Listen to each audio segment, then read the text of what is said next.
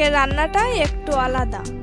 ভাঙান মাছ থাকবে, কচুরমুখী থাকবে, আর স্বাদে থাকবে গ্রামে ফেরা এক মিষ্টি অনুভব। ট্যাংরা মাছ বা বড় সাইজের চিংড়ি মাছ দিয়ে রান্না করলেও খেতে খুব ভালো লাগে, তবে বুঝে শুনে কিনতে হবে, নইলে গাল চুলকাতেও পারে অনেক সময়। যদি মনে হয় গলা চুলকাতে পারে, তবে একটু লেবুর রস আর লবণ জলে পরিষ্কার করে নিতে পারেন। যাই হোক, এবার কচুরমুখীর জন্য একটা ভাজা মশলা করে নেব।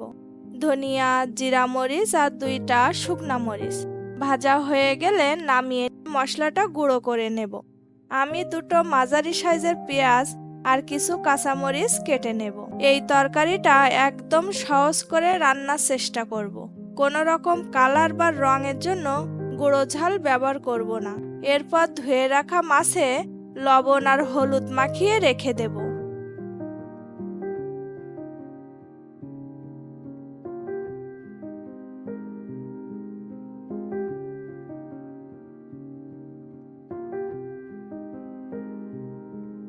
কড়াইতে তেল দিয়ে দেব মাছ ভাজার জন্য।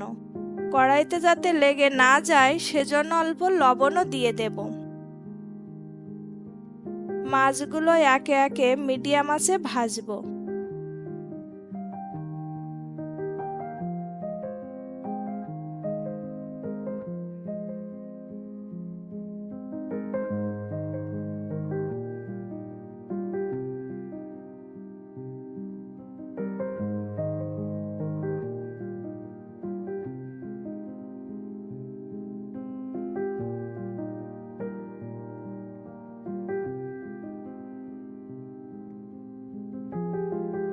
ভালো করে মাছগুলো ভাজা হয়ে গেলে উঠিয়ে নেব। এরপর গরম তেলে জিরা আর শুকনো ঝাল ফোড়ন দিয়ে পেঁয়াজ কুচি দিয়ে দেব। পেঁয়াজ বেশি লাল করে ভাজার দরকার নেই, অল্প ভেজেই কচুরমুখী দিয়ে দেব। কচুরমুখী একটু সময় নিয়ে ভাজতে হবে, ভালোভাবে কষানোর জন্য।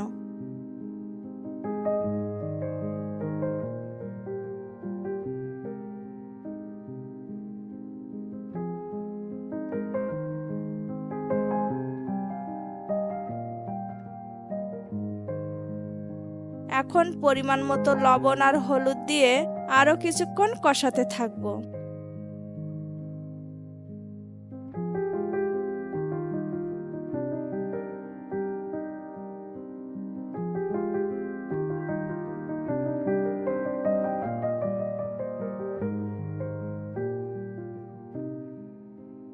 এখন আগে করে রাখা গরম জল দিয়ে দেব।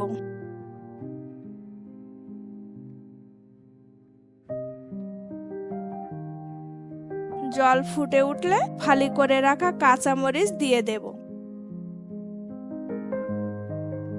সিদ্ধ হওয়ার জন্য ঢাকনা দিয়ে ঢেকে কিছুক্ষণ রান্না করব।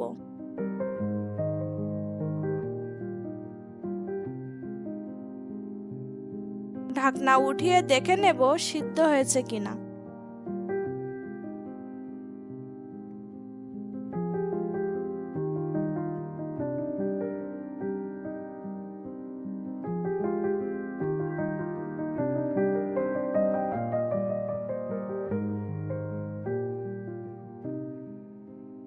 ভালোভাবে সিদ্ধ হয়ে গেলে ভেজে রাখা মাছগুলো দিয়ে দেব।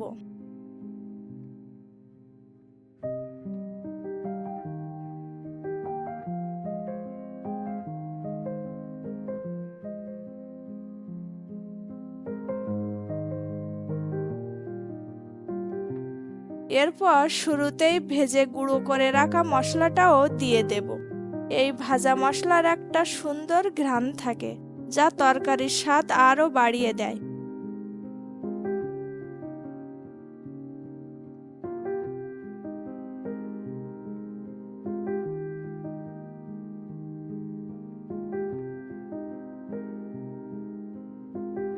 ভাঙান মাছ ও কচুরমুখীর তরকারি রেডি হয়ে গেছে।